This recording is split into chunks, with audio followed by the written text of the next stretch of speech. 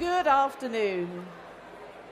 I'm happy to confess straight up that I'm a big believer in KPIs. After 37 years of working in the global creative industries in advertising and television, design and innovation, KPIs are what we take seriously and track seriously. But there's a watch out. We don't actually go to work as creatives, as ideators, as innovators, as groundbreakers. We don't go to work to deliver KPIs. We go to work to deliver ideas and stories that move people to feel and think and act differently. So the watch out is, how do we avoid KPIs from becoming an instrument of torture instead of a measurement of progress, especially in a world where we live in a place of more and more information and less meaning, but that we're so inundated with data that to find meaning in data has in itself become an art. So the first thing we do as human beings with hopes and dreams and fears and insecurities is we're looking for our North Star in our work. And this is a place I found outside of San Francisco, a place called Muir Woods, an incredible place where the redwoods have lived before the Magna Carta was signed. And someone showed me this picture of the inaugural gathering of the United Nations in 1945, where they had decamped from San Francisco and come to the Muir Woods to a place that's very spiritual, very special, called the Cathedral Grove, because the trees grow like a cathedral. And in that moment, in that time, they came together to think about what does it mean to create world peace? What does it mean to be committed to a world free from war? Now, the United Nations did that in 1945, and, we can judge their results by the way history is played. But the power of a moment, extremely critical in the way that we work. And I was so inspired by that I was running a big group. I had 20 CEOs reporting to me, and I said, we're going to have a leadership meeting in that grove. We're going to come together as 20 CEOs in very disparate fields, from behavioral economics to architecture, from advertising to heavy build data systems. And we're going to have a moment where we commit to a growth agenda and a set of progress metrics. So my assistant at the time said, anyway, so there's no Wi-Fi, there's no toilets, there's no ventilation, we can't get any food there, so we're not doing that. So I was defeated. We didn't make it to the Cathedral Grove, but we made it to a tree, a very amazing tree where we came around a campfire. And I guess I'm making the point because here we are at MadFest. It's a moment. We're out of the day-to-day hurly-burly, and we're trying to think about what is the North Star and what is the agenda we're committing to. Obviously, we'd be insane to light a campfire. A little bit of ventilation would serve us well. But I think that if I can bring myself into the room, here we are at MadFest, and I want to say a special thank you to Marco, the head of CTAG UK, and his amazing team, Sarah, the excellent team here, and Lewis, who's helped me with the presentation. Marco, by the way, is so far ahead of his numbers that he loves KPIs more than I do, and is posting numbers for the UK that is going to buck the trend. So on behalf of the board, Marco, I'd like to publicly thank you. For my journey, there are a few moments I'm going to just bring up, which were moments that shaped my attitude to creative ideas, creative people, and creative outcomes. The first thing is that I wasn't born in Europe. I was born in Nairobi, a kind of wild child, happy with the Serengeti and Kilimanjaro. When we emigrated to London, apparently there was a terrible altercation with that tricycle, which had to be left behind.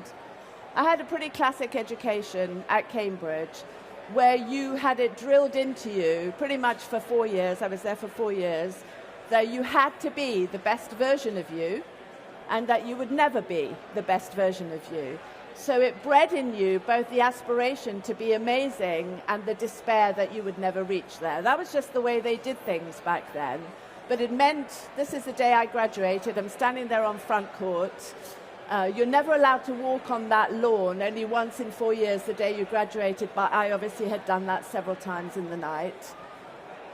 When I went into advertising, I started as a graduate trainee. I became the CEO of a company that I loved with my whole heart, Abbott Mead, BBDO. I started as a graduate trainee and became the CEO, and I was there for 24 years. And you know, it's those moments where you get the best job in the world, the thing that you have wanted and trained for and believed in and fought for, and then at that very moment when this interview was taking place with Ian Burrell, which looks like this is my moment, I'm in the sun, but in my heart filled with blind terror, because the day of the interview, 3 of our biggest clients had put us up for pitch. If there are clients in the room, it's a really, really tough moment when your big 3 clients put you up for pitch. And I remember saying, is there a sign over my head that says new CEO, please beat the shit out of me as quickly as possible? But those are moments where you fight for a future worth fighting for, where you bring together practitioners and creatives to actually do your best to win. I was recognized for my services to advertising. I did want to be cool and kind of decline the gong, but my father said he'd have a heart attack if I did. And this is a moment where you say, of course, you know, you have that moment as a leader, but you know it's the home team that counts. It's the love and the candor and the criticism and the fandom that you get at home that makes you fully alive at work. So that was my home team with my husband and my children, who that day were more excited about Howard Webb, the referee, getting a CB than me. So there was a lot of attention over the football. I was just in the crowd.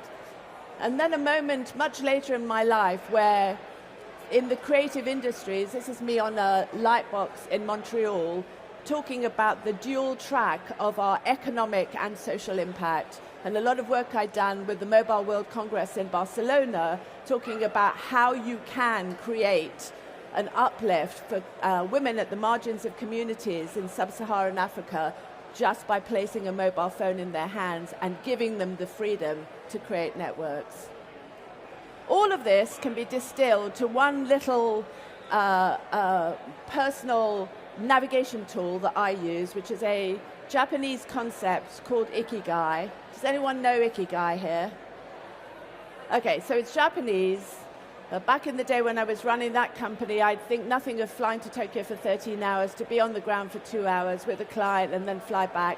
I really probably would have killed myself if I'd carried on doing that journey. But Ikigai says, in order to know you're doing the best work of your life, you need to work through the circles that say, do what you love, do what you're good at, and what you're good at is not always what you love.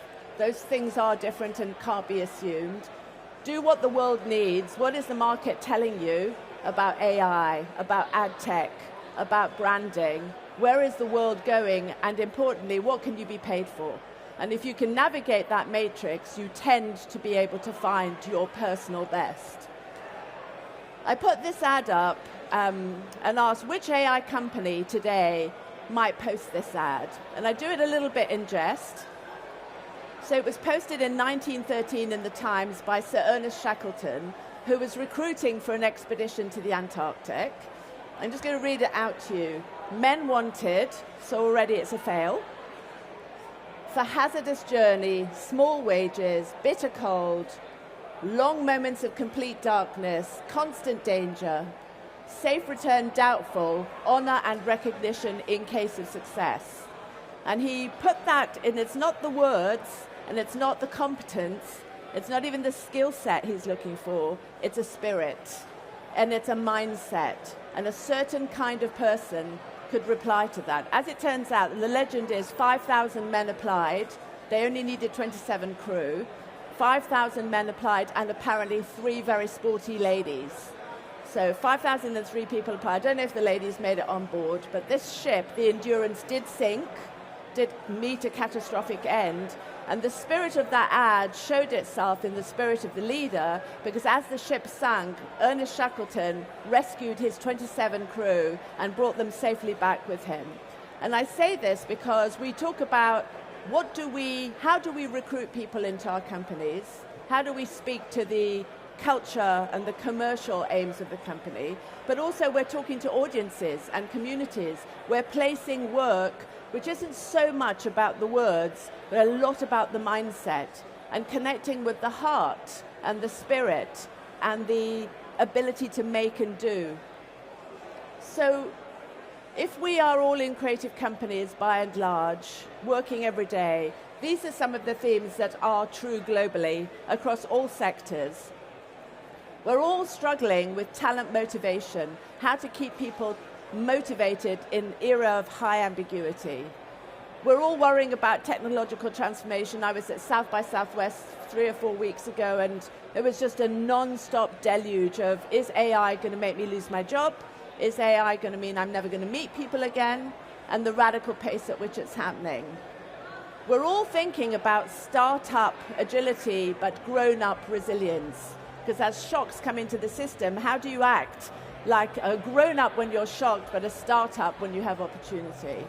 We're thinking about distributed leadership and emerging change makers, new offerings in new geographies, and there's something that on the board of CTAG we talk a lot about EMEA and LATAM, what we're doing in North America, and balancing out multiple tides. There's a downward pressure, which we feel every day, for short-term profit, balanced out with long-term performance. We don't talk enough, in my view, about nourishing the culture and nourishing ourselves as people and leaders. And we need to be ambidextrous. We are now needing to be both the artists and the scientists. In a converging world, we have to be ambidextrous. So if you boil that all down, as advertisers and marketers, brand owners and creatives at our best, we actually inspire and get inspired. We ideate, we innovate, we connect, and we connect as human beings with emotion, intention, and decision making. So in that context, here we are at MadFest, where the cry to arms is, be less boring. I say don't be boring at all, not just less, just not at all. And maybe inspiration is the antidote to boring. And if that's the case, could we say KPIs could be reimagined? I've already said I love KPIs, but instead of thinking just key performance indicators, what if KPIs meant keep people inspired? What if that really is the work of the creative community, that you keep people inspired and you get the outcomes that only inspired, highly passionate, highly productive people will give you? So if you can do a KPI that's keep people inspired, in my view, it creates some superpowers. It releases trapped superpowers in us and in our audiences. So I canter quickly through some superpowers and come to the end. The first superpower that you release when you keep people inspired is that sense of purpose. And the cartoon here, really I'm fine. It was just a fleeting sense of purpose, I'm sure it will pass. The truth is, purpose is not fleeting, and purpose shouldn't pass. The second thing, as we work very collegiately in multifunctional groups, I love this one actually, I see he's laughing. Empathy that powers collaboration. Fusili, you crazy bastard, how are you? Now we know in Italy the rigatoni is never talking to the Fusili. And how many organizations do we have where EMEA doesn't talk to North America, or the brand team doesn't talk to the sales team? So that empathy, your ability to put yourself in other people's shoes. Another one is aspiration, to break new ground and to be rewarded, to be fairly understood for the work that you do. How will you ever know whether you're a flying squirrel if you don't give it a shot? And those are things it's very easy to stop doing, where you've got KPIs, you're keeping your head down, you're trying not to take too much risk, we're hedging our outcomes. But actually, there are moments when you have the chance to work out whether you're a flying squirrel or not. And then our humanity, which, you know, I'm very big on, because in the end, I don't know if has anyone seen Severance? Is anyone watching Severance, the innie, the outie? And you go, that is a fantastic anthropological study about what it means to be dehumanized at work. So does anyone else here feel that their needs aren't being met and they get thrown over a cliff? Innovation and daring to think outside of the box. we don't just have to be sheep. We are sheep, but we don't have to be just sheep. We can reimagine ourselves. And then in the era of AI, in all its hope and glory and all its fear-inducing, how are we thinking about language now that we're actually talking to robots who are smarter than us? Where very soon it won't just be a prompt and a response. It will be an interactive dialogue. And for those of you who are here tomorrow, God help you in this heat, are the co-founder, co-CEO of SeedTag, who is the company that I'm representing, is going to talk in a really moving way. So please all come back about neuro-contextual and the space and the ability with an agent that we've created called Liz, the ability for an agent system with both science and art to actually touch people in their hearts, not just in their wallets. So we'll come back for that. But I love this cartoon. I'd like to hire you, but there's no room at the bottom. Because that's just not the world we live in anymore. Now, you don't even get hired for competence. You actually get hired for your ability to unlock trapped value. So I guess in conclusion, I would say he's my favorite choreographer. I serve on the board of the Sadler's Wells Ballet Company. I love ballet. Failed ballet dancer, that was just another story. And Crystal Pike, Canadian choreographer, summed it up by saying, to create is to be curious, engaged and awake, and in earnest dialogue with the unknown. And for me, to succeed is to be inspired and in dialogue with SeedTag. Thank you. Well, thank you very much, Farah. You have over-delivered as well by giving us an extra couple of minutes. Okay. Can you stay on stage yes. for a bit? Questions. So some questions. Well, I have to go get the bloody thing. I've got some questions for you, which is this is a bit of a dream of mine because a couple of years ago we had Sir Martin Sorrell on stage, which was fantastic. We had Les on stage, where I used to work with at DDB. But I can remember applying for a job when I was at DDB at AMV. And not quite making it. So I finally get to meet Farah, who's such a legend in the industry. Thank you so much for joining us here. Two things. As many of you who won't be here tomorrow, don't worry. You can watch Farah's talk again online, and the talk from the guys at SeedTag, Jorge will be online as well, so you will be able to get to see it there. But Farah, just before you go, one of the things that's interesting about lots of people here is that they started their career in agencies and have gone over to tech companies. Yes. This is a movement that we see again and again now. It's very occasionally people from Facebook and tech companies come to agencies. But usually it seems that the agencies, such as AMV, are the universities of training people up who then go into... What skills do the people from agencies bring to the tech companies, and especially for you? You've lived your life making the ads. Yeah. What have you brought to SeedTag? So, I did a move for 3 years to Nike. So I crossed the line from agency side to client side, running a very particular part of Nike. So I have real experience of what you bring to the other side. And my view is that you bring a lot of the superpowers that tech companies don't have. Back in the day, it was management consultancies. Now it's tech companies. Is you bring a different problem-solving capability. So you bring an ability to think outside of the box, to hear multiple perspectives, to listen more. All of my cartoons are the checklist for what you bring to tech. It's what we bring to clients, agency side, but I also think agency people bring something super special, is they actually bring joy. And the tech companies don't always want joy, so they spit them out again, and then they come back to agency side, but they actually open up thinking rather than close it down. And they're rebels, so they don't believe in the rules and they don't tick boxes. And then perhaps in this spirit of learning, we've worked with SeedTag for many years now, and so it's wonderful to see their success. They are an astonishing organisation in the fact that they do create and deliver amazing technology that is used around the world. Yes. So witnessing that is also an education. Have you learned anything yourself about Yeah. your own skills and management from your experience of working with CTAG? Well, my greatest compliment I can pay to CTAG is, as a member of the global board, I often find myself yearning not to be on the board and to be in the executive. You know, to go, no, I want to really wrap my arms around a thing and I want to be a part of it, which is a compliment because obviously as a board director, that's not your job.